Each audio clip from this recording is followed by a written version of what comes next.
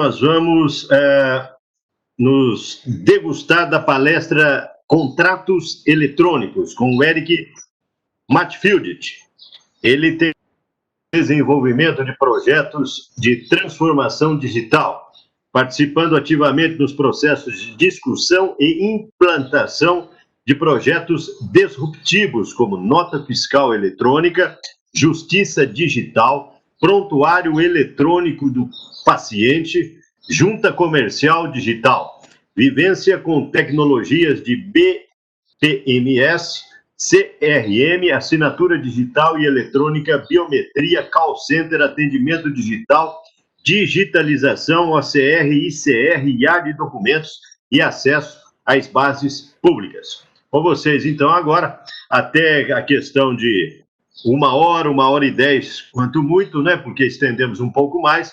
Nós temos aí o Eric, que é da mesma empresa da professora Adriana, da Hash Cyber Defense. Com a palavra, o Eric, e a todos, uma excelente palestra. Bom dia, espero passar um pouco aqui da minha experiência no mercado, principalmente de certificação digital, né, onde eu tive a oportunidade de trabalhar na CertSign durante a implantação da ICP Brasil, né? Então a gente pegou toda aquela experiência que isso é transformação digital, né? Exatamente, você ter um meio pelo qual você possa transformar processos físicos em digitais, né? E que consegui acompanhar alguns cases, né, dentre os quais eu destaco aí, obviamente, o case da OAB, né, onde a gente teve a autoridade certificadora OAB, e o primeiro evento no Tribunal de Justiça do Estado do Rio de Janeiro, um advogado levantou a mão e perguntou, né, tudo bem, mas como é que todo mundo vai utilizar esse certificado? As pessoas vão ter que ter o certificado? Vamos ter que ter, cada advogado vai ter um certificado. E aí, obviamente, nessa mudança cultural não é fácil. E ele falou, acho muito difícil que isso aconteça. E atualmente temos diversos tribunais utilizando essa tecnologia a contento, né? Com um aumento de produtividade incrível, o processo 100% digital, né? Você tem a CCEE também, que já desde 2000 ela utiliza fatores de autenticação para fazer assinatura digital de contratos de venda de energia. Então, todo leilão de energia que acontece no Brasil, existe a assinatura desses documentos em formato digitais por todos os compradores de energia. Tá? A imprensa oficial, que demorava 2 semanas para publicar o Diário Oficial em São Paulo, em meados de 2000, com a implantação de um certificado digital privado e depois do certificado ICP Brasil, ela conseguiu diminuir para menos de 24 horas a publicação e a aprovação de um conteúdo, né? Lembrando que para você publicar no Diário Oficial não pode sair errado, mas tem que ter uma diligência, né? Um processo para que o que seja publicado seja o correto, né? Então tem que ter toda uma revisão e as pessoas têm responsabilidade daquilo, né? A partir do momento que você publica alguma coisa no Diário Oficial, aquilo ali, as pessoas assumem que aquilo ali é verdade, né? Fidedigno, né? Então, você teve a experiência da BASF também, em 2005, com assinatura de contrato agro. Teve a experiência da Petrobras, de assinatura de contratos de suprimentos. Tá? A Vale seguiu no mesmo caminho, utilizando a assinatura eletrônica, amparada pelo Código Civil, né? Você colocando testemunhas no contrato, isso se torna um título extrajudicial. Você teve as experiências das seguradoras aqui, Mafre, Allianz, que foi o do seguro eletrônico, né? Então você conseguia emitir uma pólice de seguro assinado digitalmente, né? Forma segura, né? E aí um pleonasmo. E vou também falar um pouco do case da Sul América, né? Atualmente todos os fornecedores que são as oficinas assinam um contrato digitalmente com a Sul América. Então, a Sul América consegue ter esses contratos atualizados, que era um passivo jurídico que eles tinham, né? Porque, eventualmente, se um cliente é atendido por uma oficina que não está com um contrato assinado e o carro quebra, você fica com essa divisão aí. Entre alguns cases aí que eu acabei não colocando aqui, por exemplo, a Leroy Merlin utiliza internamente para assinar documentos de procurações e documentos que vão para juntas comerciais. A CBF também utiliza para contrato entre clubes, enfim. Você tem uma ampla utilização dessa tecnologia. E para que serve isso, né? Agora no novo normal isso é bem comum, mas até janeiro a gente não estava muito acostumado a isso, né? Eu mesmo tinha que me deslocar várias vezes para trabalhar em São Paulo. Hoje em dia a gente faz tudo aqui pela internet, inclusive esse excelente evento aqui. Então, de qualquer lugar, a qualquer momento, você vai conseguir fazer suas transações digitais. Não precisa assinar o físico, deslocar os documentos, nem um cartório, como eu vou mostrar mais à frente. Tá? As revoluções na história. Né? Então, vocês tinham revoluções quase de século em século. Então, você teve a revolução da água, da eletricidade, depois da eletrônica. Começamos a diminuir o prazo, né, para a digitalização, que aí, isso aí variou um pouquinho entre 98 e 2013, foi o início da chegada da internet, mas era muito inicial ali, era utilizado por poucas pessoas. E agora, com o novo normal, a revolução que aconteceu, né?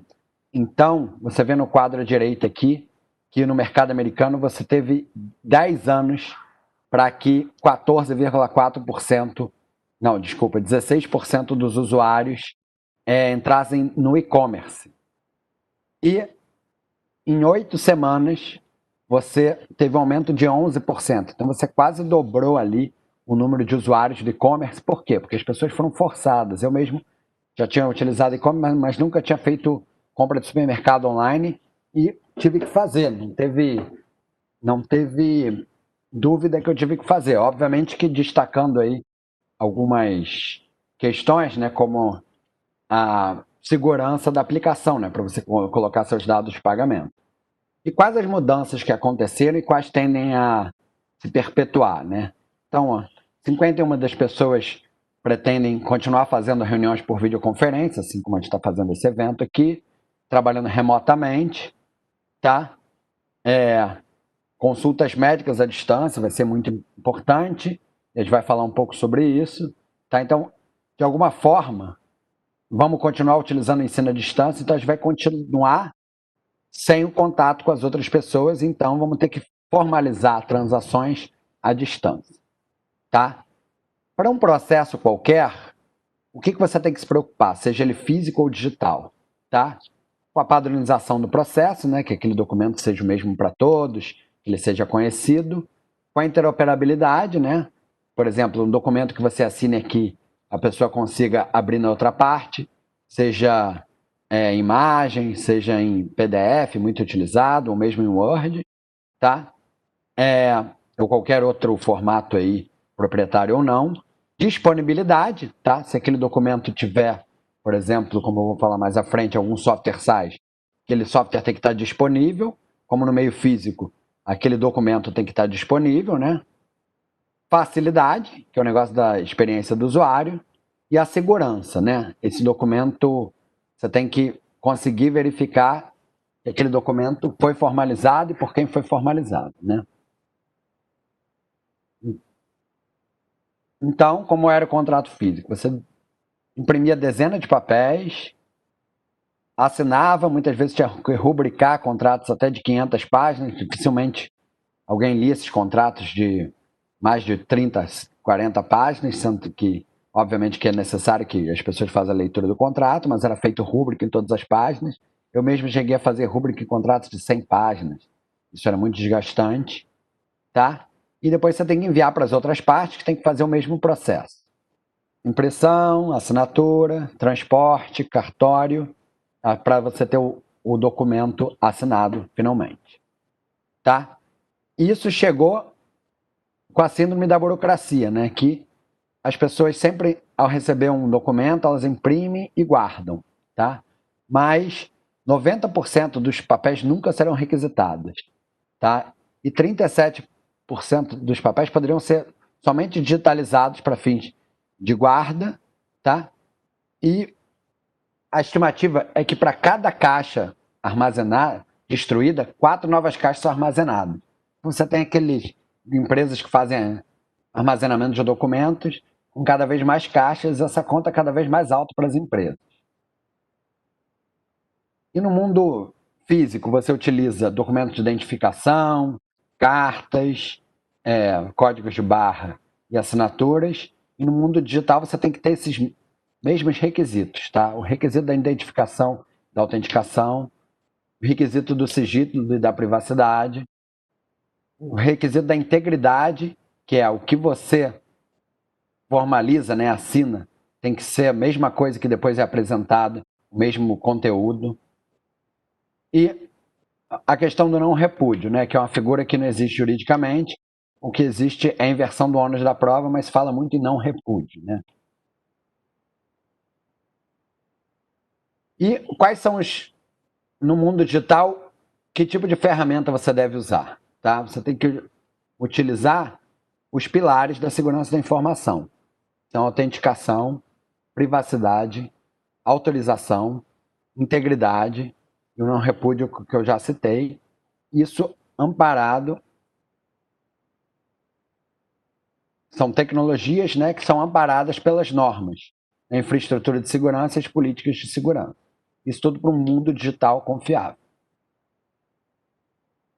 Para fazer uso dessas de formalização de contrato, você pode utilizar várias tecnologias, dentre as quais eu tentei aqui agrupar em 3 blocos, né?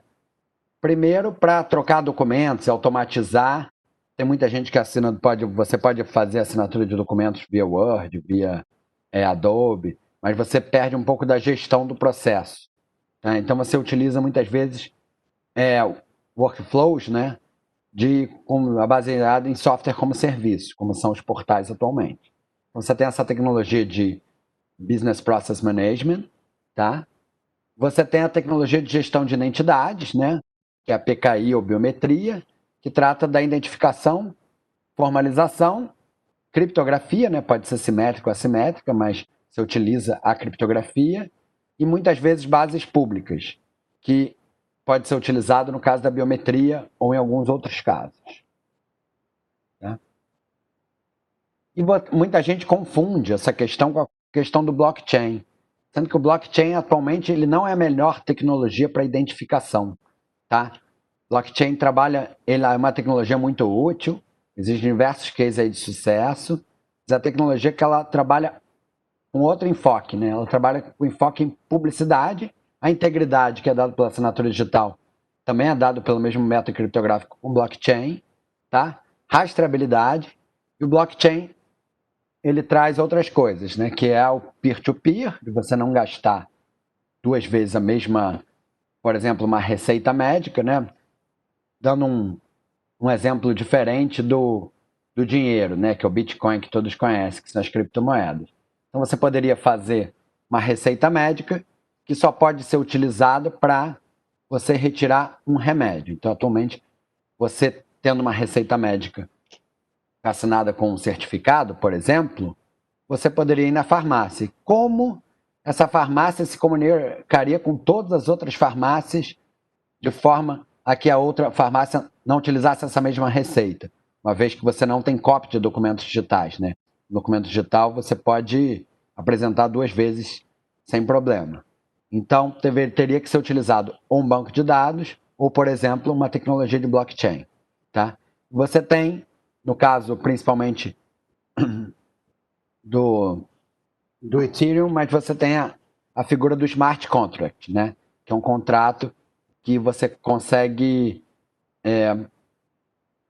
formalizar ele e depois executá-lo de maneira inteligente e automática. Tá. Agora vamos assinar digitalmente, tudo bem, mas o que é um contrato digital? Tá? Então ele é um código associado a um conjunto de bits.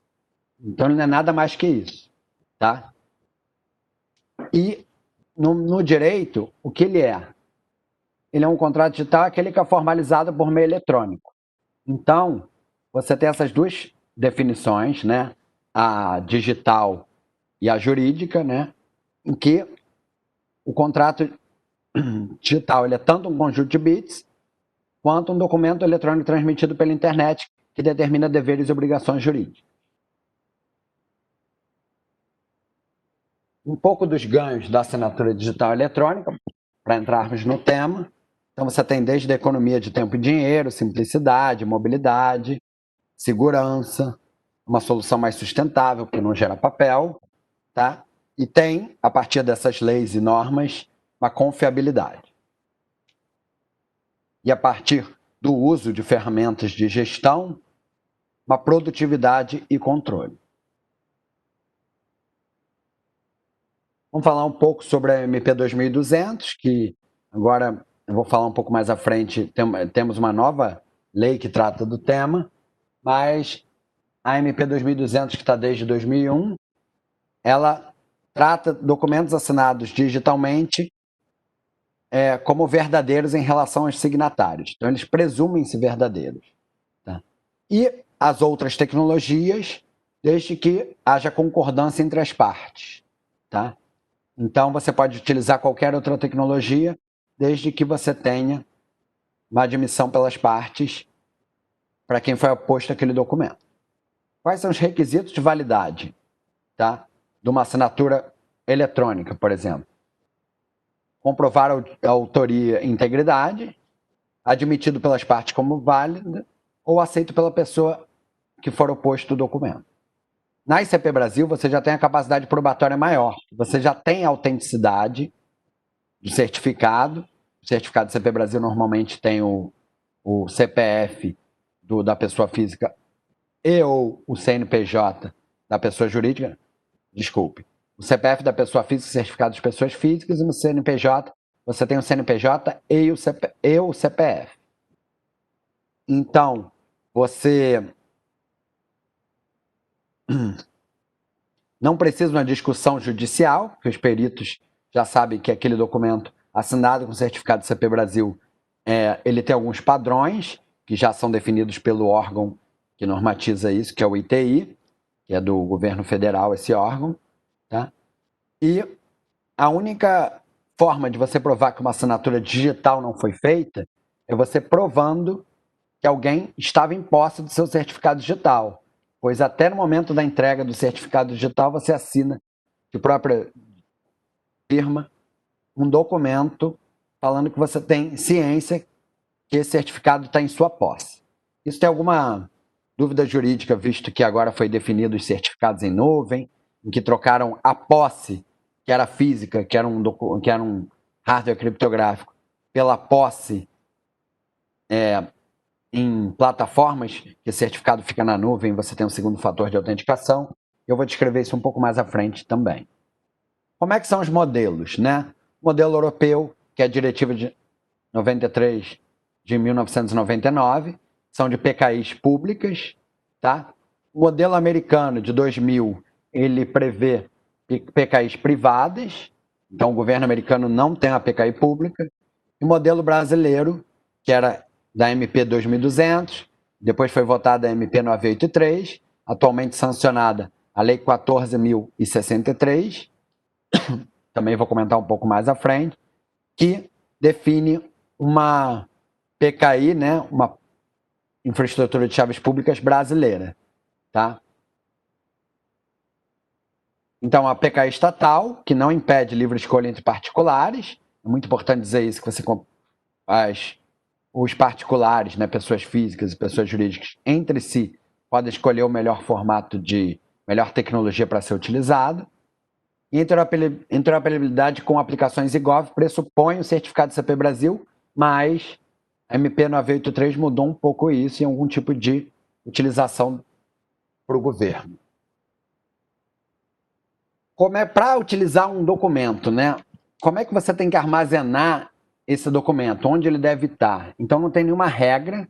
Existe uma norma, assim, do Instituto de Tecnologia da Informação, que é o ITI, que é a norma PSS, mas ela ainda não, como citou a Adriana, na LGPD, a norma PSS ainda não vingou. Existem, obviamente, um custo para se credenciar como PSS, né, porque é um processo do governo, e existem vários portais sendo utilizados maciçamente aí, sem que exista esse credenciamento. O que você precisa ter no documento, tá? Você precisa ter integridade, a temporalidade, que é dado por um carimbo de tempo, então já tem toda essa norma lá do tipo de assinatura, a privacidade do dado, nesse caso, não é uma criptografia assimétrica, seria que esse dado esteja seguro, independente de quem tiver acesso a ele, tá? Mas não necessariamente teria que utilizar uma criptografia assimétrica para a privacidade desse dado. A disponibilidade e a separação de base, né? Separação de base para quê? Para que você tenha acesso aos seus dados. Se você quiser ter acesso a todos os contratos assinados, você vai fazer download na sua pasta. Se esses documentos estiverem todos misturados no banco de dados, vai ser mais difícil você ter acesso só a seus documentos, né? E você tem várias possibilidades desses portais, né? Normalmente a gente sugere que o portal armazene documentos em 2 data centers geograficamente distantes. Então você tem diversas alternativas aí, tanto em autoridades certificadoras, quanto utilizando aí alternativa cloud, como AWS, Azure e outros. Interessante que esse data center tem auditorias, tá? E vão auditorias desde ISO, WebTrust, que é uma auditoria específica de autoridades certificadoras, assim como a ICP Brasil.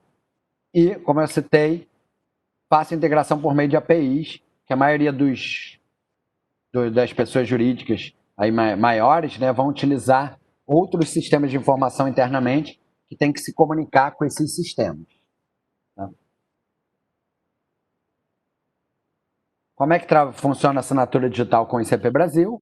Você tem a autenticidade do certificado digital, mais a integridade que é dado pelo um algoritmo hash, né, que ele faz um resumo criptográfico do documento. Caso haja qualquer alteração nesse documento, esse algoritmo hash vai ser alterado, então a própria interface gráfica vai comunicar que esse documento foi alterado e que não foi o mesmo assinado. Tá? Então você utiliza a assinatura num documento X.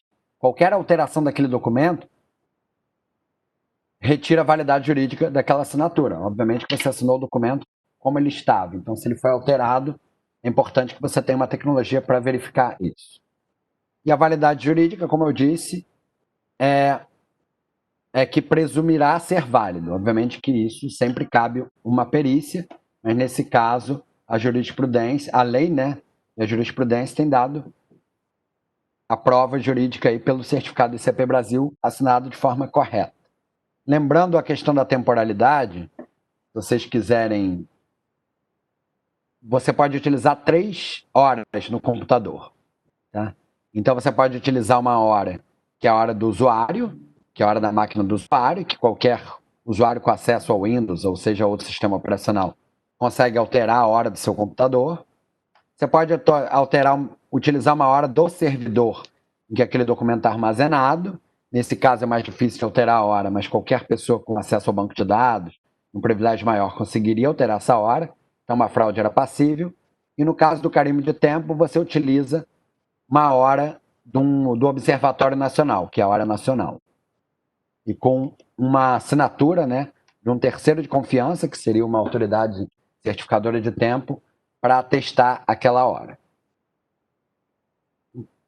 Um pouco mais sobre autenticidade, integridade e não repúdio, que dá validade jurídica, e novas normas e leis, né? Então, recentemente foi promulgada a Lei 14.063, que criou a figura de assinaturas eletrônicas e avançadas, tanto em comunicações com entes públicos, quanto em questões de saúde. Tá?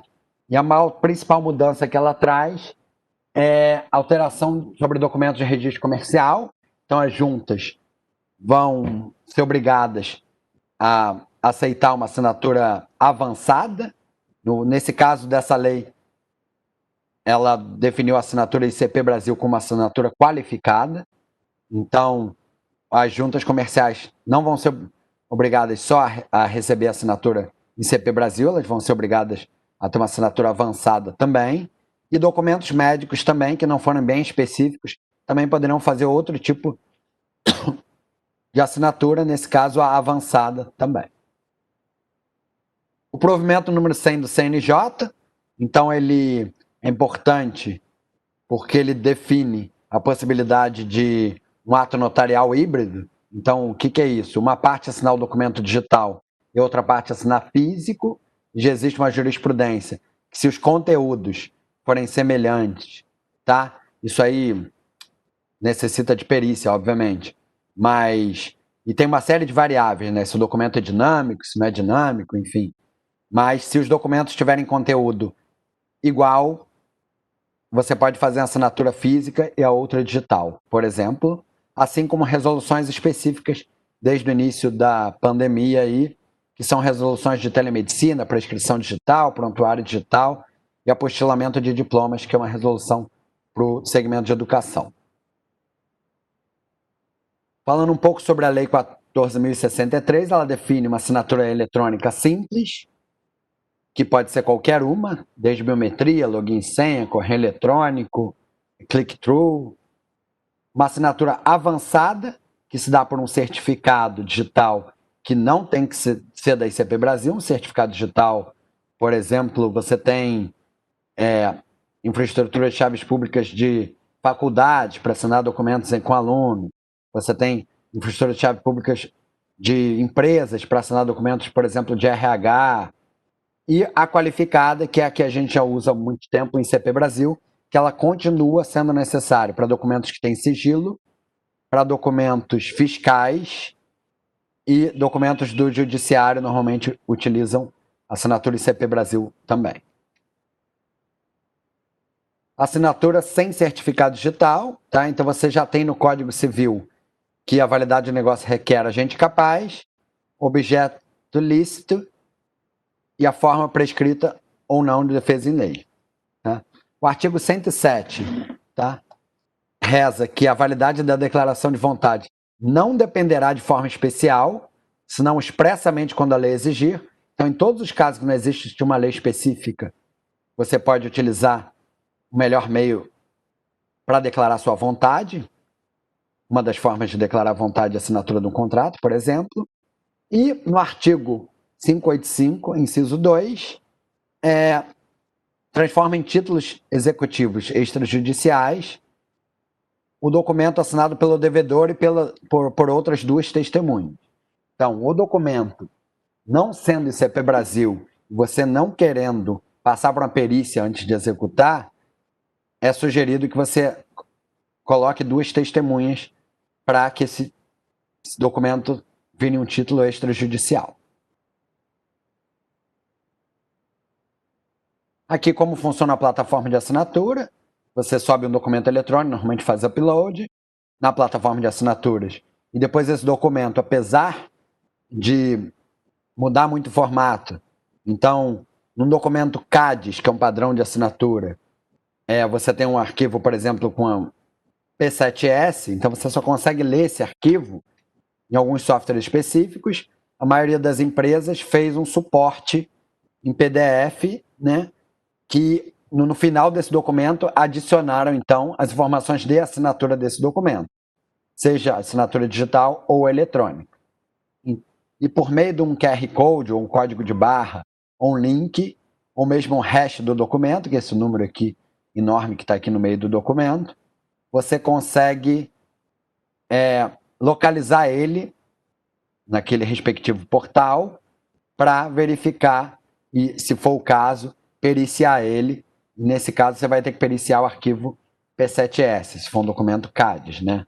E aí, se forem outros suportes, como CHADES e PADES, você tem outras formas de você verificar esse documento. A assinatura digital, que eu falei um pouco da ICP Brasil, a maioria já conhece, todos os representantes legais ou advogados já tiveram acesso, mas atualmente ela pode ter suporte em diversos repositórios, entre os quais um token, que se assemelha a um pendrive, mas ele tem um padrão criptográfico. Tanto o token quanto o smart card, eles se assemelham muito aos suportes convencionais, mas eles têm uma característica muito importante. Por que eles são smart? Porque você consegue colocar uma senha neles que nenhum outro sabe. Então, não é uma senha compartilhada. Nesses dispositivos token smart card, você consegue colocar uma senha que só quem sabe essa senha é você e o dispositivo. Não tem nenhum terceiro. Isso não está em nenhum banco de dados. Então, você consegue ter certeza que você vai ter a posse física do hardware. Obviamente, se você está com hardware à mão, ninguém tem mais posse desse hardware, quanto só você sabe a senha desses dispositivos. Então, se você alterou a senha padrão, que é bem simples de alterar, só você vai ter acesso. Isso, inclusive, dá um problema de suporte enorme para as autoridades certificadoras, que as pessoas ligam e falam: poxa, alterei minha senha. Pode me informar a senha? Não, e a autoridade certificadora fala: se você alterou a senha, eu não tenho acesso a essa senha. Enfim, tem muita reclamação com da autoridade certificadora.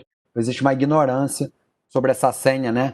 Que é uma senha colocada no dispositivo criptográfico. Você tem um padrão de certificado que você pode armazenar e até duplicar. Muitas vezes esse certificado armazenado ou gerado no computador, ele é replicado, entregue a contadores, entregue a serviços de nota fiscal eletrônica, softwares. Você tem que ter um cuidado com esse certificado, possivelmente não entregar na mão de terceiros, mas caso entregue, você ter um documento para formalizar essa entrega, que a pessoa tinha acesso a esse documento. O ideal é você não compartilhar o certificado digital, mas caso exista necessidade, como é o caso de aplicações de nota fiscal eletrônica, que você tem que gerar a aplicação, você não consegue autorizar cada nota fiscal eletrônica da sua empresa pontualmente, o ideal é que tenha um documento que suporte aí essa cessão de certificado.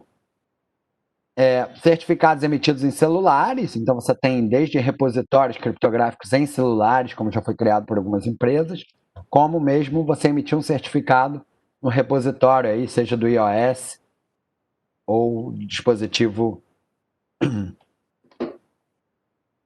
em Chrome ou outra tecnologia.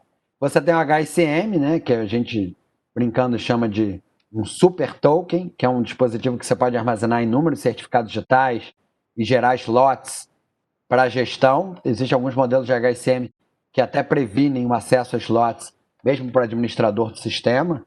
Então, você não consegue exportar aquele certificado digital ou fazer mau uso sem autorização do responsável por aquele slot, né?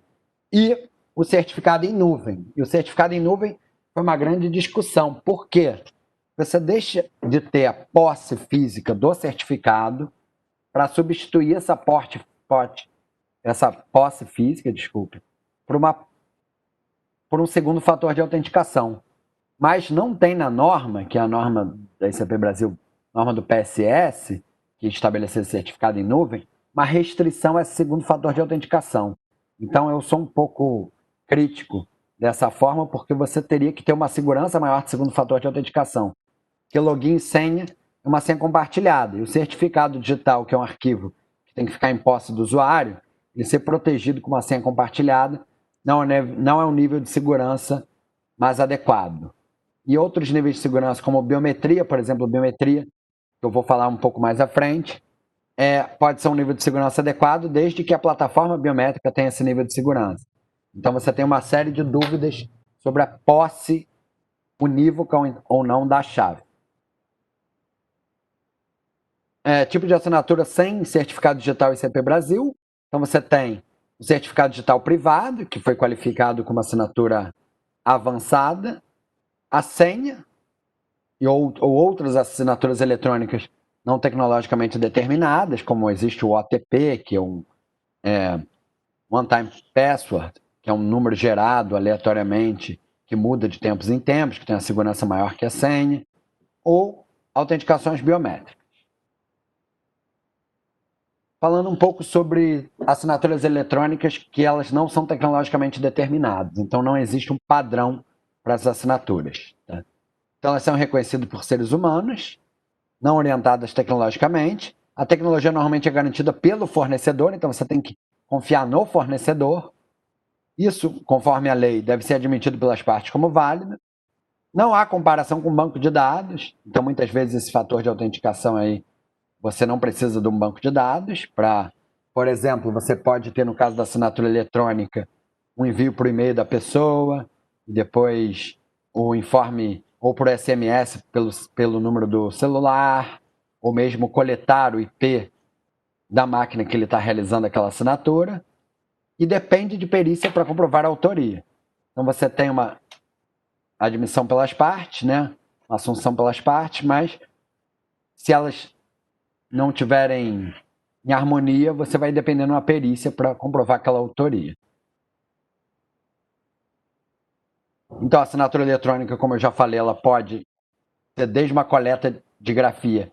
A maioria das empresas que faz essa coleta de grafia, ela não faz biometria do movimento, tá? Então, isso é uma dúvida grande dos usuários. Tá, eu vou colocar aqui uma assinatura, vou fazer um rabisco. Isso aí normalmente não tem suporte à biometria de movimento. Então, você tem outros meios para coletar evidências, que é enviar um e-mail para o usuário, enviar um código de acesso, coletar o endereço IP, a geolocalização e, para dar integridade e temporalidade, que a assinatura com garantia de tempo também dá uma integridade, ela também gera o hash do arquivo e da transação. Você tem um carimbo de tempo. Como funciona tanto uma assinatura digital como eletrônica? Né? Então, ela traz eficiência operacional, diminui os custos e melhora a experiência como?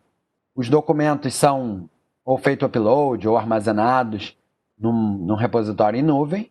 O sistema notifica normalmente por e-mail, mas pode ser uma notificação via WhatsApp, SMS, qualquer outro tipo de ou push no celular, qualquer outro tipo de notificação ao usuário. O usuário acessa aquele arquivo ou formulário de forma web, interage com o sistema de forma a pegar ou assinatura digital ou evidência jurídica. E no final, todos os clientes recebem aquele documento, e aí, ou por repositório de e-mail, qualquer outra mensagem, para realizar download daquele documento assinado. A biometria também é amplamente utilizada, né? A biometria é sempre a comparação de uma minúcia biométrica com uma outra minúcia biométrica. Então, para você fazer a biometria de face, você vai ter que fazer um cadastro da sua face. Para você fazer a biometria digital, você vai ter que fazer o cadastro do seu dedão. De voz, você vai ter que ter uma voz gravada para comparar aquela voz. Então, não existe biometria sem comparação. E a comparação, nesse caso, não é binária, não é 0 ou 1, é normalmente um score, que, por exemplo, na de face, acima de 70%, você tem um score confiável. Não existe 100%, obviamente, que nenhuma biometria de face é igual a outra. Então, normalmente, você tem entre 70% e 98% para a biometria dar um positivo. E você tem uma tecnologia de liveness detection, que é para antifraude, para você não utilizar uma foto do documento, ou uma foto do Facebook, por exemplo, qualquer outra imagem, para simular, nesse exemplo, uma biometria de face. Então, normalmente as tecnologias de live detection, no caso da biometria de face especificamente, você tira várias fotos daquela face em milissegundos e compara para ver se aquela pessoa se mexeu ou movimentou a face, né? E aí os cientistas me ensinaram que você não consegue ficar muitos segundos sem se movimentar. Então você sempre tem um movimento ou de cabeça ou de músculos da face. Então você tirando um número N de fotos e comparando aquelas fotos, você consegue provar que a pessoa está viva do outro lado da câmera. Ou mesmo utilização de 2 métodos de biometria. Então você tem algumas plataformas de biometria que utilizam uma biometria de face com voz, com movimento. Então você pede para o usuário falar um número OTP, né, um número aleatório, para que você consiga utilizar tanto a face quanto a voz e ter certeza que aquele usuário estava realmente falando aquele número que você disponibilizou na hora. Então, como esses números normalmente têm mais de 4 dígitos, 5, 6 dígitos, seria impossível, impossível não é tecnologicamente, mas demandaria um esforço muito grande de você conseguir gravar 10 mil vídeos ou 99 mil vídeos falando todos os números possíveis, né? Sendo disponibilizados naqueles 6 números que você repetiria. Então você tem algumas tecnologias para antifraude e existe também a tecnologia de biometria do movimento, dentre os quais é possível sim você ter uma biometria da sua assinatura, mas isso não é utilizado pelos portais normalmente. Se eu não me engano, se existe 1 ou 2 portais que utilizam essa biometria de assinatura, né? Manuscrito. Alguns portais de assinatura que existem, tá? Dentre os quais você tem portais da DocuSign, você tem portais de autoridades certificadoras, diversos outros portais. Você tem a tecnologia do Adobe Sign, que é uma tecnologia da Adobe mesmo, você consegue assinar documentos PDF no padrão PADS. Você tem essa tecnologia no sistema RP, então a TOTUS utiliza alguns tipos de assinatura digital e eletrônica, a SAP também utiliza essas tecnologias dentro dos seus módulos de contrato. Então você tem todas essas possibilidades de portais e tecnologias para serem utilizadas. Quais os diferenciais desse portais? Né? Então, se tem tanto fornecedor assim, o que você tem que verificar quando faz uma aquisição num portal desse? Tá? Primeiro, a confiabilidade do fornecedor, seja um fornecedor de software SaaS, como eu disse, onde está armazenado, se a tecnologia é segura, se tem as normas por exemplo, na palestra anterior, a Adriana falou sobre Lei Geral de Proteção de Dados, se aquilo ali está seguro, se utiliza forma de criptografia, se tem disponibilidade. Qual a funcionalidade que ele tem de assinatura e para fluxo de assinaturas e alçadas? Então, você tem ferramentas, você consegue fazer grupos, por exemplo, aquilo ali tem que ser assinado por uma pessoa de compras e outra pessoa do jurídico e um gestor que tem possibilidade de assinar valores mais de 100 mil reais. Então, muitas empresas usam essas alçadas, dependendo do nível hierárquico, a pessoa pode assinar contratos de maior valor. Software, e aí para isso você tem que ter um suporte de software de groupware. Então, você tem que fazer um grupo de jurídico, um grupo de compras e um grupo para cada alçada. Então, com essas 3 assinaturas, você consegue formalizar um contrato, por exemplo, com uma empresa. As tecnologias, né, de assinatura digital, eletrônica ou com biometria, qual é a tecnologia mais adequada para aquele tipo de transação que você faz. Interface web e ou mobile, então você quer que tenha suporte mobile, aquele site é responsivo ou não. As notificações, né, são por e-mail, SMS, WhatsApp ou mesmo push. Que aquele sistema possua APIs documentadas ou módulos documentados com os sistemas que você já usa na sua empresa. O carimbo de tempo, seja ele CP Brasil ou não, então você vai ver dependendo da necessidade dentro do seu sistema. Se for uma pólice segura, possivelmente você vai ter que utilizar um certificado de CP Brasil, outro tipo de documentos com menor nível de segurança, você pode utilizar qualquer tipo de carimbo de tempo. Você pode pegar aquele documento, registrar em cartório ou blockchain, existem algumas plataformas que já têm essa funcionalidade. Você pode colocar um manifesto, uma marca d'água com a assinatura ali naquele documento, ou seja, muitas plataformas colocam a sua assinatura no documento. Eu já considero isso um elemento de fraude, porque tendo acesso à sua assinatura digitalizada, qualquer um pode fingir colocar aquela assinatura em algum outro documento e com pessoas com menos maturidade digital fingir que aquele documento foi assinado por você. Então, não sugiro muito colocar a sua assinatura física, né, digitalizada no documento, mas tem pessoas que gostam muito. Normalmente, esses sistemas colocam, como eu já mostrei, aquele manifesto, né, que é um PDF com QR Code, link, código para download no final do documento, esclarecendo que isso não dá validade jurídica ao documento. Para você verificar a validade jurídica, você vai ter que ver as outras evidências jurídicas, ou no caso, o certificado do CP Brasil, o formato em que ele foi assinado, enfim. O padrão de assinatura, no caso digital, né, com o certificado, você tem que ver se ele vai estar utilizando o padrão CADES, PADES ou CHADES, sendo CADES o documento envelopado, PADES é um padrão proprietário aí do PDF e CHADES é a assinatura em informações XML. Tá? Algumas compatibilidades com o validador do ITI. O ITI tem uma norma de assinatura para documentos de longa duração, que você tem vários padrões que são importantes aí, tanto para compatibilidade quanto a interoperabilidade, mas eles são importantes para você conseguir verificar essa assinatura depois da expiração do certificado. Um certificado, normalmente, ele tem uma validade de 1, 3 ou 5 anos. E após a expiração daquele certificado, ele se encontra, como já obviamente já diz o termo, expirado.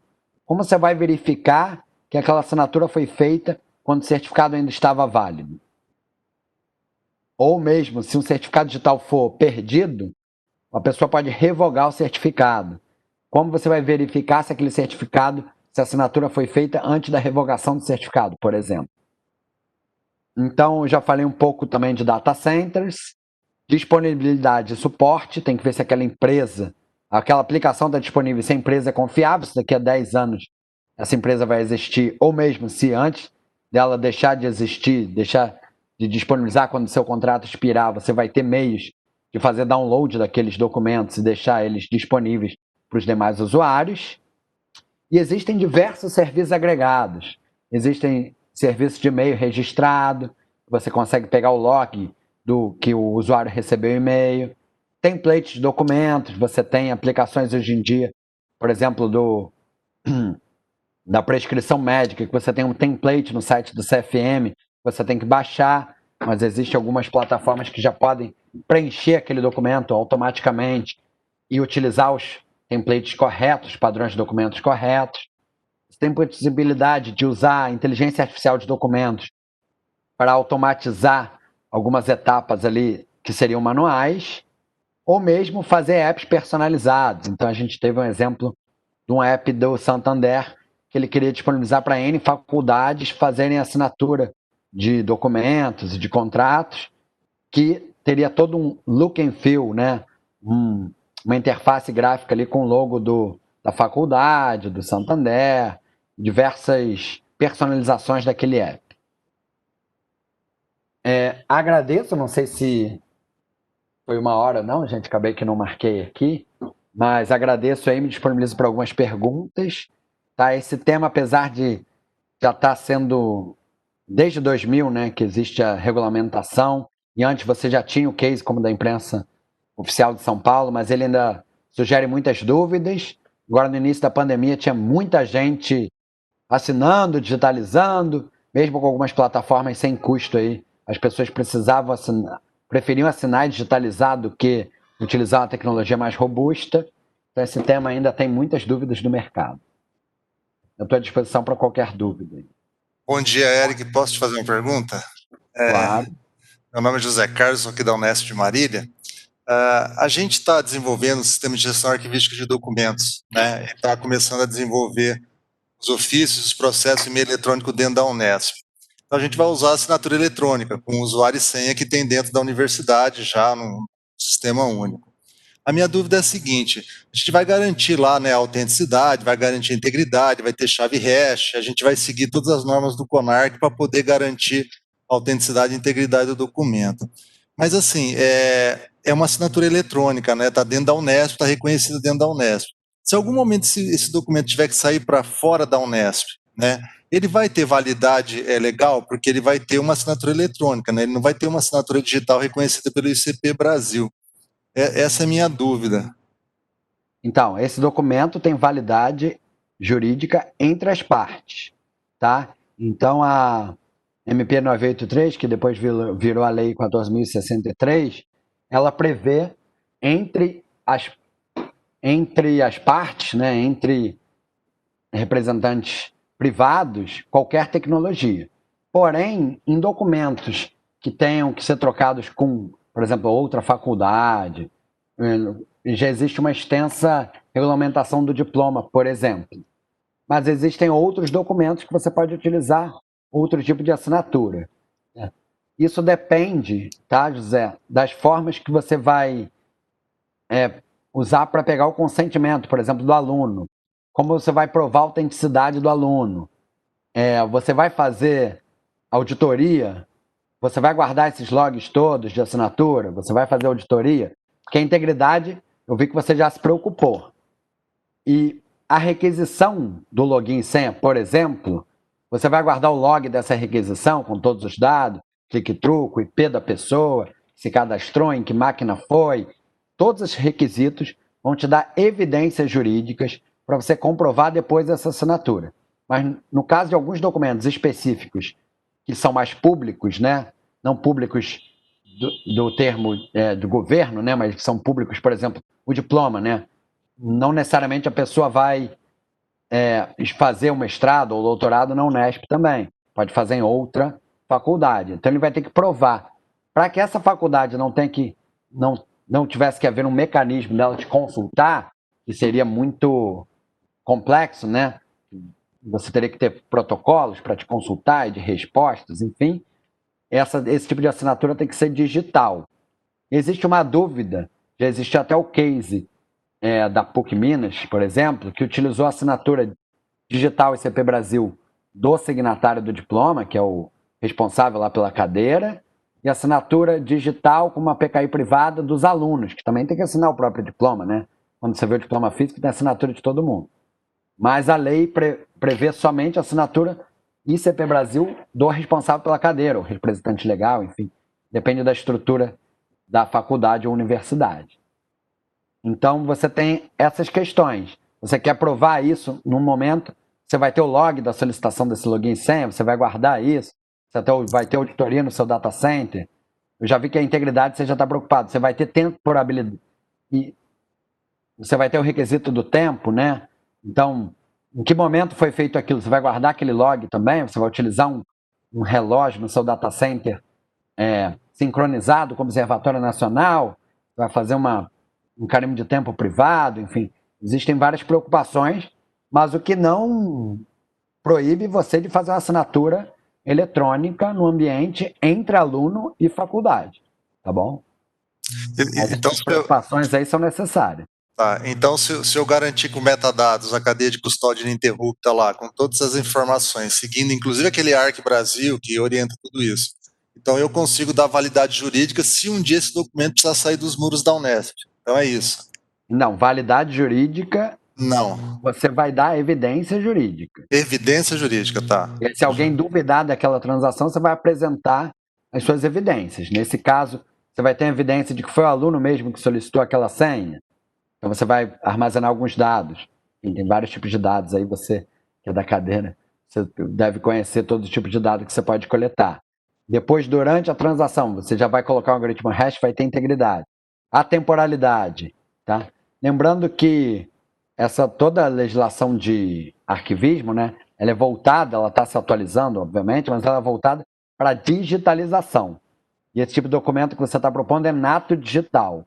Então você tem que tomar alguns cuidados, porque atualmente teve uma equiparação, né, da assinatura digital ao microfilme, que é bem salutar, mas a norma para digitalização tem que ser vista de uma forma diferente da norma para o nato digital. Então, você identificou o aluno, você tem a autenticidade desse aluno, você provou que ninguém mais teve acesso ao login e senha desse aluno, porque isso é um banco de dados compartilhado. Você tem um log lá que ninguém teve acesso, esse login e senha, enfim, foi anonimizado, todas essas questões. A temporalidade, você provou que era aquilo, você prova também que o arquivo foi disponibilizado pelo aluno, foi o mesmo que foi assinado. Você tem todas essas preocupações, você vai ter que se amparar para depois provar isso numa eventual perícia, tá? Deixa eu fazer uma pergunta complementar do Zé Carlos, por favor. Se eu implementasse esse sistema, conforme o Zé Carlos colocou, existe algum modo de você validar esse processo, uma auditoria que atestasse a validade do que você está fazendo? Então, para assinatura digital, sim, existe o PSS da ICP Brasil, que, me desculpe, foi meio que uma jabuticaba, porque o que era o PSS? Era uma norma para certificado em nuvem e no meio do caminho se fez uma norma para portal eletrônico. Então, existe uma auditoria do ITI para assinatura, para sistemas, para troca de documentos eletrônicos e assinatura digital. Existe no mercado, por exemplo, de saúde, existe a SBIS, que audita alguns sistemas de prontuário e outros sistemas médicos. Para a educação, nunca vi nenhuma auditoria desse sistema formal. Então, você tem que utilizar as melhores práticas de segurança da informação e aqueles critérios que eu apontei, né? Autenticidade, integridade, enfim, temporalidade. Por exemplo, se você tem que guardar todos os logs, você não pode deixar ninguém ter acesso àquele banco de dados, enfim, aquilo ali que já foi exposto, que vocês conhecem bem, são algumas políticas de segurança da informação. Mas não existe nenhum órgão que audite sistemas de assinatura, nesse caso eletrônica, por exemplo. O Rafael Garcia quer fazer uma pergunta. Cadê o Rafael? Eis-me aqui, João. Boa tarde a todos, tudo bem, pessoal? Tudo bem aí? Infelizmente eu não pude participar completamente da palestra da Adriana, que ela tem uma relação muito forte, né, com a palestra do Eric, né? Mas eu consegui acompanhar do Eric, parabéns aí, Eric. Eu sou coordenador de sistemas institucionais da Unesp, né? E o projeto que o Zeca citou, e foi bastante oportuno na citação, a respeito de assinatura eletrônica, é um dos projetos, né, que nós temos aí em andamento. E nós iniciamos aí um trabalho com assinatura digital, usando uma solução do Diário Oficial do Estado, né? O que nós nos deparamos que envolve custo, não tem jeito. Então, a Unesp precisou de adquirir as licenças, né, para que os assinantes pudessem utilizar o sistema, e simplesmente uma plataforma pronta para upload. Então, o primeiro fato que eu coloco aqui é a questão custo. Então, nós nos deparamos logo de cara com a questão custo. E aí, né, foi comentado sobre os nossos certificados, né, que são os nossos diplomas. Já tem uma equipe atuando, né, com relação ao diploma digital na universidade. Já tem um avanço bastante significativo, já com o uso de assinaturas digitais, né? E esse trabalho está sendo feito em conjunto com a Universidade Federal de Santa Catarina, que eles fizeram um trabalho bem interessante lá. E tem uma empresa também, eu não sei se eu posso citar nome, mas a gente está fazendo aí um trabalho com a Braille Tecnologia, e aí sim, a gente vai passar a utilizar assinaturas digitais, né, seguindo todas as questões aí do ICP Brasil.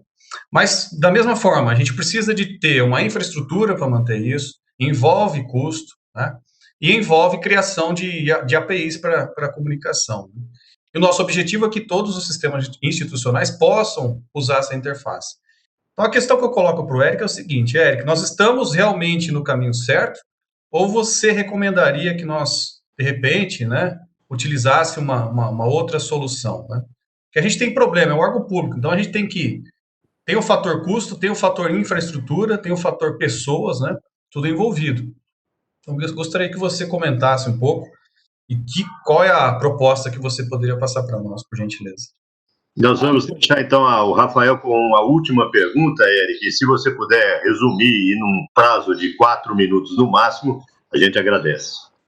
Consigo sim. É uma pergunta bem difícil, então vou para a experiência do mercado de certificação digital, por exemplo. No início, as pessoas desenvolviam seu sistema e a gente vendia, né, na época, um SDK. Então, a pessoa fazia tudo, o SDK era só para assinatura digital, obviamente a pessoa precisava ter os certificados digitais que incorriam em custo. No caso do ICP Brasil, você tem vários fornecedores, você tem um ambiente de concorrência aí salutar. Esses projetos, ao conversar com clientes meus, por exemplo, o projeto Meu Padrasto era engenheiro da Petrobras e fazia assinatura num sistema de plantas. Então, quando todos os engenheiros tivessem certificados digitais, em todos os escritórios de projeto da Petrobras, aquele sistema ali você teria planta digital. Qual foi minha surpresa depois de 5 anos de aquisição da biblioteca? Que esse processo ainda estava em piloto. Então, as complexidades de você desenvolver um sistema, e só porque esse sistema, como eu disse, uma apresentação naquele slide que tem 3 quadros, você tem que ter o sistema para ter uma assinatura digital. E esse sistema precisa fazer o quê? Workflow e groupware. Você precisa ter o documento, passar para outras pessoas. São funcionalidades que não dependem da assinatura digital. É uma funcionalidade que você pode já ter um sistema de workflow, de BPMS, ou pode não ter. Enfim, o ideal é que você tivesse APIs dessas funcionalidades também. Então, atualmente, o que esses portais de assinatura trazem são APIs que fazem o BPMS mais assinatura digital e ou eletrônica. Mas existem vários modelos, depende do seu custo de desenvolvimento, a tecnologia que você vai adotar depende da sua equipe, você vai ter suporte dessa tecnologia, você pode desenvolver internamente. Então, se você tem um laboratório de informática que tenha colaboradores aí que tenham conhecimento, no caso de uma universidade, até salutar que você conheça essas tecnologias. No caso de uma empresa privada, o custo já fica mais alto. Que tipo de tecnologia você vai utilizar? Né? No seu caso, assinatura digital, no outro caso, assinatura eletrônica. Então, qual o custo disso? Qual a experiência do usuário?